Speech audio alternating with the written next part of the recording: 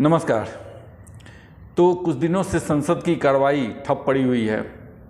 कहने को तो संसद सत्र चल रहा है लेकिन कार्रवाई नहीं हो रही, उसमें कोई भी काम नहीं हो रहा है। चाहे वो राज्यसभा हो या लोकसभा हो, उसमें अभी कोई भी काम नहीं हो रहा है। जो विपक्षी पार्टी है वो गांधी जी के स्टैचू के सामने, उनकी मूर्ति के सामने धरना दे रहे हैं। प्रजातंत्र बचाने के लिए, लोकतंत्र बचाने के लिए, देश बचाने के लिए वो लोग धरना दे रहे हैं। सोचिए कितनी राष्ट्रवादी पार्टियां हैं।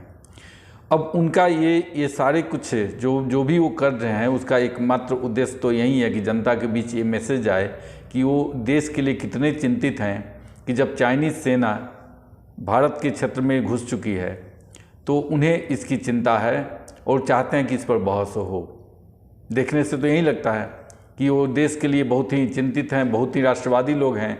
उन्हें लगता है कि चाइनीज़ भारतीय सीमा के भीतर घुस गए हैं, स्थिति भयावह है, तो इस पर चर्चा की जानी चाहिए और सरकार इस पर उनकी चिंता को एड्रेस करे। लेकिन बात इतनी इजी नहीं है, इतना सरल नहीं है जितना हम आप समझते हैं। एक्चुअली वो जनता को इसी सरल भाषा में समझाना चाहते हैं, लेकिन वो सरल इतना है नहीं। मेन वजह क्या है, आज हम इसी पर चर्चा करेंगे। अब एक्चुअली हुआ क्या है कि चाहे लद्दाख हो या अरुणाचल, अभी नया जो आया है तवांग हो या डोकलाम, इसके पहले हुआ था, तो अभी तवांग के केस में हो या लद्दाख के केस में, पहले स्थिति ये थी कि जब भी इच्छा होता था, वो चाइनीज़ करते क्या थे, जैसे गांव में होता है, खेत के जो मेड़ होते हैं ना, मेड़ पे काट काट के एक एक दो दो इंच जो है ना, बगल का जो पड़ोसी किसान होता है वो अपना एरिया बढ़ाता चला जाता है। वो एक ही बार में कैप्चर नहीं करता, लेकिन एक एक दो दो इंच बढ़ा के वर्षों, 10 वर्ष, 20 वर्ष, 50 वर्ष में वो अपना खेत का एरिया जितना रहता है उससे ज़्यादा बढ़ा लेता है। कुछ चाइना भी वैसा ही करता था और उससे कोई रोकने वाला भी नहीं था, क्योंकि वो जब मर्जी उसके थोड़ा सा आगे बढ़ जाता था, बोल देता था कि यहाँ से अब मेरा सीमा है, और भारतीय सेना भी कुछ कर नहीं पाती थी, क्योंकि उसको हमारी जो भारत की जो सेना है वो तो एक्चुअली राजनीति के अंतर्गत आती है। जो भी राजनीतिक निर्णय लिया जाता है उसको क्रियान्वयन करने का काम सेना करती है। सेना प्रत्यक्ष रूप से डायरेक्ट अपने कोई निर्णय नहीं ले सकती है। तो पॉलिटिकल सिस्टम में जो भी थे, और ज़्यादातर उसमें कांग्रेसी ही थे, तो जब तक कांग्रेसी शासन या यहाँ से दिल्ली से कोई सिग्नल नहीं दिया जाता था, सेना कुछ कर नहीं पाती थी। और सिग्नल दे भी दिया जाए तो सेना कुछ करने की स्थिति में नहीं थी। इसलिए नहीं थी कि सेना के पास न तो उस ढंग का हथियार था, न सुरक्षा के साधन थे, न जैकेट था, न खाने की सामग्री उस ढंग से रहती थी जो दुर्गम एरिया में उनकी रसद की सप्लाई कंटिन्यू की जा सके। तो बहुत सारे प्रॉब्लम थे, और उस पर से राजनीतिक निर्णय लेने में जो दुविधा होती थी, चाइना का नाम सुनने के साथ ही थरथराहट आ जाती थी कांग्रेसी लीडर्स के मन में। तो इसलिए क्योंकि ये कोई मैं नहीं कर रहा हूँ, संसद में दिया हुआ बयान है। कांग्रेस के जो केरला से आते हैं, उसमें रक्षा मंत्री थे, उनका जो बयान है कि जो बॉर्डर पर इसलिए हम संरचना निर्माण नहीं करते हैं, इसलिए पूर्वाधार तैयार नहीं करते हैं, क्योंकि ऐसा करने से चाइना को अंदर आने में सहूलियत होगी। तो इसलिए सेना को भी कमज़ोर करके रखे हुए थे और सैनिक पूर्वाधार भी नहीं तैयार कर रहे थे। अब बदला क्या है कि अब थोड़ा सा भी अगर इंक्रोचमेंट करने का प्रयास चाइनीज़ सैनिक करते हैं तो उसको मुंहतोड़ जवाब दिया जा रहा है। 2014 के बाद से जो ग्राउंड जीरो है, वहाँ पर परिस्थितियाँ काफ़ी बदल चुकी है। जो उनका जो BRO है, तो बॉर्डर रोड कंस्ट्रक्शन जो करती है बॉर्डर में, तो उसका इतना फास्ट डेवलपमेंट हुआ है कि सारे बॉर्डर पर अभी सड़क बन गए हैं। तो सेना को भी प्रॉपर सप्लाई मिल रही है। उसके अलावा उसको हथियार मिले हैं, हवाई जहाज़ मिला है, लड़ाकू जहाज़ मिले हैं, हेलीकॉप्टर मिला है, जो जैकेट मिला है उसको, जो जूते होते थे दुर्गम स्थानों पर, पहाड़ों पर, बर्फीले जगहों पर लगाने के लिए, वो सारे जूते। तो कहने का मतलब कि सैनिक की जो भी आवश्यकता थी उसको इन बीते 7-8 वर्षों में पूरा किया गया है। नरेंद्र मोदी की सरकार ने उच्च प्राथमिकता में सैनिकों को रख करके उनकी जो आवश्यकताएं थी उसको पूरा किया गया है, और इससे ग्राउंड रियलिटी काफ़ी बदल चुकी है। अब भारत की सेना चीन के सैनिकों के साथ मुकाबला करने के लिए तैयार है और वो एक कदम बढ़ते हैं तो ये 2 कदम आगे बढ़ जाते हैं। ये चीज़ चीन के लिए भी अप्रत्याशित है। वो कभी सोचा ही नहीं था कि ऐसा भी हो सकता है, भारत की ओर से इस ढंग से भी उसको जवाब मिल सकता है। और यही कारण है कि इस अप्रत्याशित चीज़ को चीन भी नहीं पचा पा रहा है। तो कभी तवांग में घुस जाने का प्रयास करता है तो कभी और लद्दाख में। लेकिन ये भी याद रखिए कि हमारे यहाँ एक ऐसा प्रजातांत्रिक सिस्टम है कि अगर 20 सैनिक शहीद होते हैं तो हम उसका भी आंकड़ा पेश करते हैं, उनकी हम श्रद्धांजलि देते हैं, हम छिपाते नहीं हैं। कर्नल संतोष बाबू के नेतृत्व में हमारे 20 सैनिक शहीद हुए तो सारे संसार को पता है कि भारत के 20 सैनिक शहीद हुए। लेकिन चाइना के कितने सैनिक शहीद हुए आज तक किसी को पता नहीं है। वो सैटेलाइट की मदद से अमेरिका बताता है तो ऑस्ट्रेलियन पत्रकार बताते हैं कि उनके कोई 100 बताता है तो कोई 80 बताता है, कोई 60 बताता है, लेकिन 45 से ऊपर है ऐसा कंफर्म माना जाता है कि कम से कम 45 चीनी सैनिक मारे गए। लेकिन चाइना तो कोई रिकॉर्ड देता नहीं है और कोई दे भी दे तो उस पर कितना भरोसा किया जाए, ये भी सोचने वाली बात है। अब ये कंडीशन है वहाँ पे और यही कारण है कि चाइना भी अपने यहाँ के लोकल इश्यूज को एड्रेस करने के लिए वो भी समय समय पर कभी ताइवान की तरफ बढ़ती है तो कभी भारत की तरफ। अभी हाल के दिनों में जो चाइना की स्थिति है वहाँ पर कोरोना का स्थिति भयावह है और उन्हीं के ग्लोबल टाइम्स जो उसका चाइनीज सरकार का माउथपीस माना जाता है, उसका कहना है, ग्लोबल टाइम्स का आर्टिकल है कि आने वाले समय में सीरियस कोरोना के जो पेशेंट हैं उनकी संख्या बढ़ सकती है। कहने का मतलब यह है कि मृतकों की संख्या बढ़ने वाली है और ऐसा भी माना जा रहा है कि एक 1.5 महीने के अंदर कम से कम 10 लाख लोग कोरोना से मरने वाले हैं चाइना में और उसका असर स्वाभाविक रूप से और देशों पर भी पड़ेगा। लेकिन चूंकि चाइना पहली बार में भी ये जो वायरस आया था वो चाइना से ही आया था और उसने उस समय भी डाइवर्ट करने के लिए लद्दाख की तरफ दुस्साहस करने का प्रयास किया था। अब ये जब घुसने का प्रयास करते हैं तो हमारी सेना कर क्या रही है सो भी आपको थोड़ा सा इसमें ये कर देते हैं। जैसे ही ये लद्दाख में घुसने का प्रयास किए, सामरिक दृष्टि से महत्वपूर्ण जो और चोटियां हैं उस पर भारतीय सेना पहले पहुंच गई, जिसमें कैलाश रेंज भी एक है।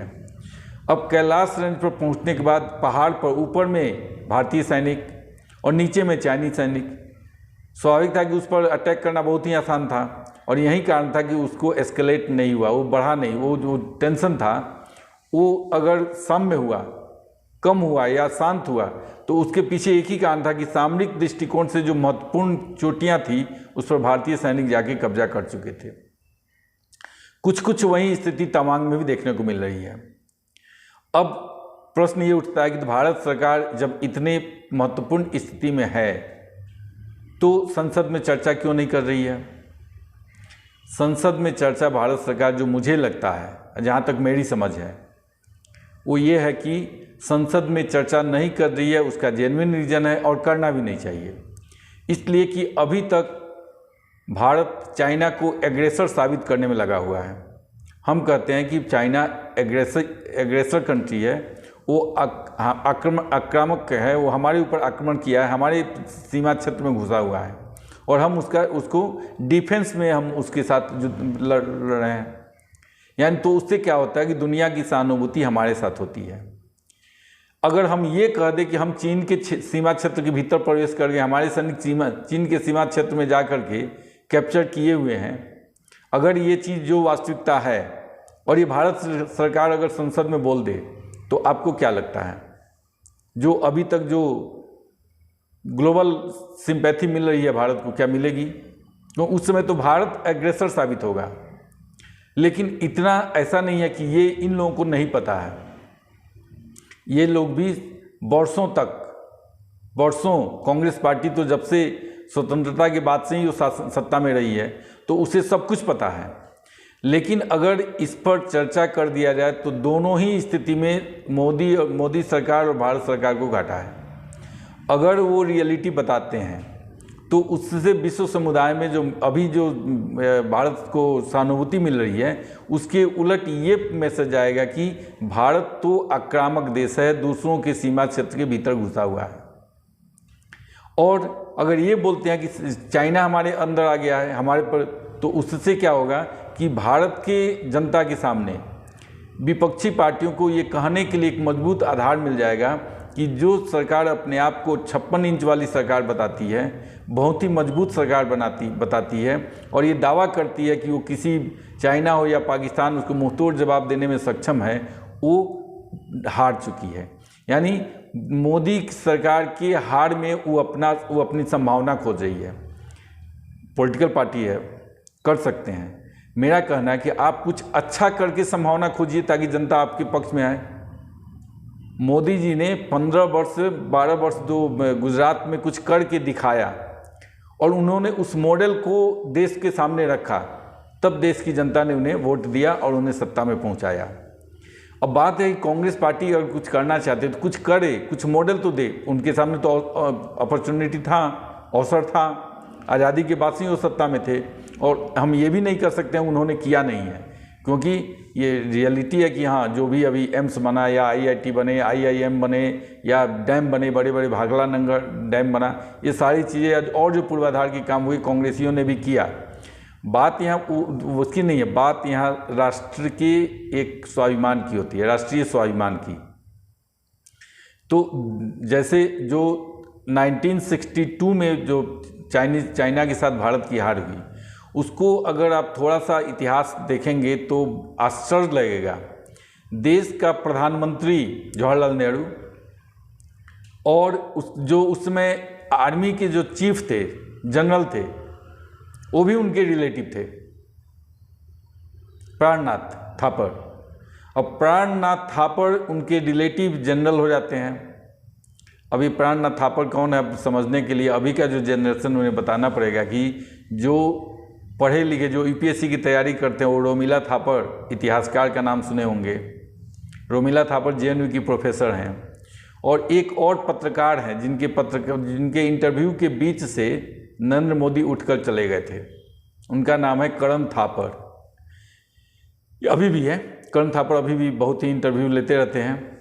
तो ये करण थापर हुए, रोमिला थापर हुए, और इन्हीं के रिलेटिव क्या, करण थापर के फादर थे प्राणनाथ थापर, जो उस समय सेनापति थे और भारत की सैनिक हारी थी। तो ये कहने का मतलब पूरा नेहरू खानदानी था उस समय भी सत्ता में। खैर उस समय 62 की बात तो छोड़िए। अभी का कंडीशन यह है कि ये चाह रहे हैं कि मोदी सरकार को दोनों ही कंडीशन में ह्यूमिलिएशन का सामना करना पड़े। अगर वो रियलिटी बताते हैं तो विश्व समुदाय में जो मोदी के विश्व नेता की छवि उभर रही है, उस पर असर होगा। उसमें विश्व समुदाय में एक मैसेज किया जाएगा कि भारत सताया हुआ नहीं, बल्कि भारत एक आक्रामक देश है जो चाइना के बॉर्डर के अंदर घुसा हुआ है। और अगर वो नहीं बताते हैं तो जो लोकल ऑडियंस है, यानी देश की जनता है, उनके बीच में ये मैसेज देने का प्रयास करेंगे कि मोदी साहब जो बोलते हैं कि बहुत मजबूत सरकार है, वो एक्चुअली वैसा नहीं है, और उसके सेंटिमेंट से ये पॉलिटिकल माइलेज लेना चाह रहे हैं। यानी पॉलिटिकल पार्टी, जब विपक्षी पार्टियां चाहती हैं कि अगर एक बार संसद में चर्चा हो जाए तो उसके दोनों हाथ में लड्डू है। अगर रियल स्थिति मोदी सरकार बताती है तो उनके विश्व नेता की जो छवि उभर रही है उसमें बट्टा लगेगा। विश्व समुदाय के बीच वो एक आक्रामक देश के नेता के रूप में जाने जाएंगे। अगर वो रियलिटी नहीं बताते हैं तो लोकल जो भारत की जनता है उनके सामने वो पेश करेंगे कि मोदी सरकार बहुत ही कमज़ोर सरकार है। और यही दुविधा के कारण भारत सरकार कहती है कि नहीं, राष्ट्रीय मुद्दों पर कुछ ऐसे मुद्दे हैं जिसकी चर्चा संसद में नहीं की जा सकती है, सार्वजनिक रूप से नहीं की जा सकती है।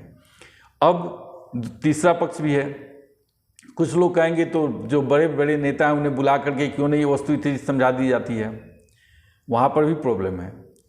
अगर उस समय भारत अपना स्ट्रेटजी बता दे इन्हीं नेताओं को, तो अब कोई छुपी हुई बात नहीं है कि बहुत सारे पॉलिटिकल पार्टी और बहुत सारे नेता हैं जो विदेशों से फंडिंग लेते हैं। और ये इन पर आप माने या नहीं माने, अभी की जैसे एक दिल्ली की जो पार्टी है आम आदमी पार्टी, जो पंजाब में शासन कर रही है, पंजाब में भी गवर्नमेंट बनाई, तो पंजाब में जब चुनाव था सबको पता है कि खालिस्तानी जो लीडर्स थे जो कनाडा से उन्होंने फंडिंग ली। अब फंडिंग का प्रॉब्लम है कि कहा जाता है कि हाँ गवर्नमेंट ने कार्रवाई क्यों नहीं की। प्रूफ मिलना इतना आसान नहीं है क्योंकि जो गलत काम करते हैं वो उसका, अब बहुत सारे कनाडा के लोग, पंजाब के लोग कनाडा में रहते हैं और वहाँ से अगर वो किसी को पैसा भेजे कि अपने परिवार को भेज रहे हैं और वो पैसा अगर आम आदमी पार्टी को मिल रहा है तो गवर्नमेंट उसमें क्या ऑब्जेक्शन कर सकती है। इंडिविजुअल बहुत सारे लोग हैं जो कनाडा में रहते हैं पंजाब से और पैसा तो भेजते रहते हैं, उन्हीं के मार्फत जो खालिस्तानी नेता हैं वो भी पैसे भेजते हैं और वो पैसा घूमते हुए चला जाता है आम आदमी पार्टी में। आम आदमी पार्टी उससे चुनाव लड़ती है और यही कारण है कि खालिस्तानी मूवमेंट अभी जोर पकड़ने लगा है। तो बात है कि चाइना के साथ कांग्रेस पार्टी का जो संबंध है वो जग जाहिर है। इतना हल्ला हो हंगामा करने के बावजूद गृह मंत्री अमित शाह खुद बाहर आए और उन्होंने कहा कि चाइनीज़ एम्बेसी से कांग्रेस पार्टी और उनका जो राजीव गांधी फाउंडेशन है उसने 1,35,00,000 रुपये लिए थे। अब अगर वो लिए थे तो लिए थे, कितना लिए थे, कहाँ खर्च किए, आकर बता देते बात ख़त्म हो जाती, लेकिन आज तक नहीं आया। इसके अलावा बहुत सारे इवन मैंने भी जो वीडियो बनाया उसमें भी थंबनेल वहीं दिया जहाँ पर राहुल गांधी और चाइनीज़ जो कम्युनिस्ट पार्टी है उसके प्रतिनिधि के साथ एक समझौता साइन कर रहे हैं। तो भाई कोई MOU साइन हुआ है किसी दुश्मन देश के साथ तो आप उसको पब्लिश, उसको लोगों को दिखा क्यों नहीं जाते? आप उसको मीडिया में लाइए, बता दीजिए कि हाँ नहीं हमने जो MOU साइन किया है उसके ये टर्म एंड कंडीशन है, उसके ये सारे शर्त हैं। अब ये अभी तक पता नहीं चल पा रहा है कि दोनों के बीच में क्या समझौता हुआ है। और वैसे कंडीशन में अगर आप बताते हैं इन्हें और ये जाकर के उस चीज़ को चाइनीज़ डिप्लोमेट के सामने डिस्क्लोज करने का संभावना तो बढ़ता है, क्योंकि इसके पहले हम लोग देख चुके हैं। और ये कोई मैं नहीं कह रहा, उस समय जो मुख्य सचिव थे प्रधानमंत्री मनमोहन सिंह के, उन्होंने एक किताब लिखी और उस किताब में उन्होंने लिखा था कि एवरी डे 5 बजे के बाद प्रधानमंत्री हाउस की सारी फाइलें सोनिया गांधी के पास चली जाती थी और सुबह 10 बजे के पहले फिर आ जाती थी प्रधानमंत्री कार्यालय में। अब आप बताइए सोनिया गांधी को इन फाइलों से क्या सरोकार? अगर वो सत्ता में नहीं है तो वो कांग्रेस पार्टी की अध्यक्षा थी, सरकार की प्रधानमंत्री तो नहीं थी, लेकिन प्रधानमंत्री मनमोहन सिंह के टाइम में ये कोई मैं नहीं कर रहा, संजय बारू नाम का जो उनका जो मुख्य सचिव थे उन्होंने खुद एक किताब लिखा है। उस किताब में सब कुछ उन्होंने क्लियर किया है कि क्या क्या होता था। तो ऐसे में क्वात्रोची का भगाना पहले हुआ है राजीव गांधी के टाइम में, चाइना के साथ ये समझौता करना। अब ये शंका उत्पन्न करने का कुछ रीज़न तो देता है, क्योंकि अगर आपका मन स्वस्थ है तो आप कहाँ से पैसा लिए, क्यों लिए, उसको जग जाहिर कर दीजिए। आपके बीच में जो MOU हुआ है उसको पब्लिश कर दीजिए, सबके सामने रख दीजिए, बात खत्म हो जाएगी।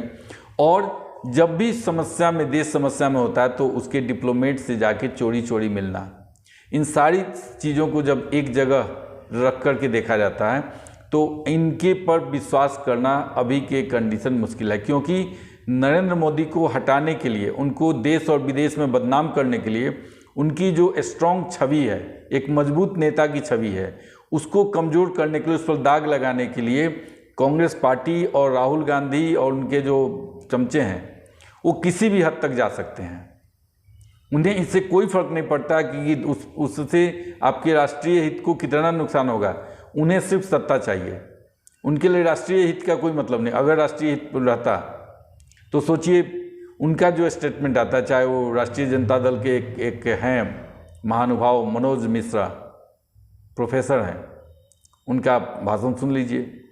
और वो एक दिन विदेश नीति के बारे में डॉक्टर जयशंकर को समझा रहे थे कि अगर वो रहते तो शायद जयशंकर प्रसाद से भी ज़्यादा, डॉक्टर जयशंकर से ज़्यादा अच्छा काम करते, और डॉक्टर जयशंकर ने उन पर व्यंग भी किया।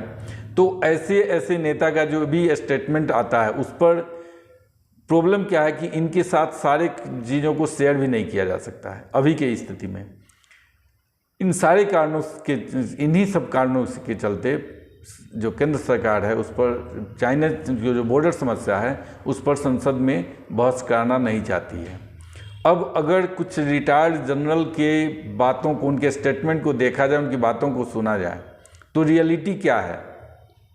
रियलिटी ये है कि बहुत सारे जगह पर, एक बात तो क्या है कि जो लद्दाख में केस है, एक परसेप्शन का खेल था। परसेप्शन में क्या था कि एक पॉइंट पर इंडिया अपना अधिकार मानता था लेकिन एक्चुअल अधिकार कुछ कहीं और था।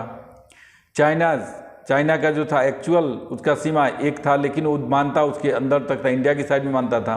तो बीच का जो एरिया था उसको बफर जोन मान लिया गया था, जिस पर दोनों देश के सैनिक पेट्रोलिंग किया करते थे। उसमें उसने घुसने का प्रयास किया जो बफर जोन था उसमें, और जब ज़्यादा अंदर आया तो उसमें भारतीय सेना ने प्रतिरोध किया और उस पर मुठभेड़ हुआ। बहुत सारे भारतीय सैनिक भी शहीद हुए और उनके सैनिक भी मारे गए। तो जब नरेंद्र मोदी बोलते हैं कोई न घुसा था न घुसा है, तो वो अपने जगह पर 100% राइट है, क्योंकि आपका जो एक्चुअल जहाँ पर आप हैं वहाँ पर कोई नहीं आया है, लेकिन आपका जो परसेप्शन वाला बॉर्डर है, आप जहाँ पर आपका एक परसेप्शन है कि हाँ मेरा बॉर्डर यहाँ तक है, और जिसको चाइना मानता नहीं है, चाइना ने उसको क्रॉस किया था और उसी से भीतर जाने की बात हो रही थी। अभी जो वार्ता होती है उससे भीतर जाने की बात होती है, लेकिन इसका मतलब ये नहीं कि वो इंडिया साइड में घुस आया है। वो एक जो बीच का जो बफर जोन था वो बफर जोन में घुसा हुआ है। लेकिन इसके साथ ही बहुत सारे ऐसे जगह भी हैं जहाँ पर भारत के सैनिक भी चोटियों पर पहुँचे हुए हैं। ये रियलिटी है। और आज की स्थिति जो जनरल के जो सैनिक के जो जनरल्स हैं, उनके जो वहाँ पर काम किए हुए हैं, चाहे वो तवांग में हो या अरुणाचल में हो या लद्दाख में हो, उन लोगों का स्टेटमेंट, उन लोगों का इंटरव्यू अगर आप सुनेंगे तो उससे पता चलता है कि डरने की कोई बात नहीं है। न चाइनीज सेना भारत में कहीं भीतर नहीं आई हुई है, बल्कि भारतीय सैनिक मजबूत स्थिति में हैं। लेकिन इतनी सी बात को ये राजनीति के राजनीतिक नहीं समझते हैं। ऐसी बातें वो खूब समझते हैं इसको। अगर वो ये मान ले कि हाँ भारत की सेना चाइनीज़ क्षेत्र में जा कर के अपना ये मजबूत कर रही है, तो उससे तो उन्हें घाटा होगा और नरेंद्र मोदी मजबूत होंगे, जो हरगिज़ नहीं चाहेंगे। बस यही है कि वो उनको नरेंद्र मोदी को कमज़ोर करने के लिए संसद को ठप किए हुए हैं। बस आज के लिए इतना ही। आपने मेरे वीडियो देखा, इसके लिए आपको धन्यवाद।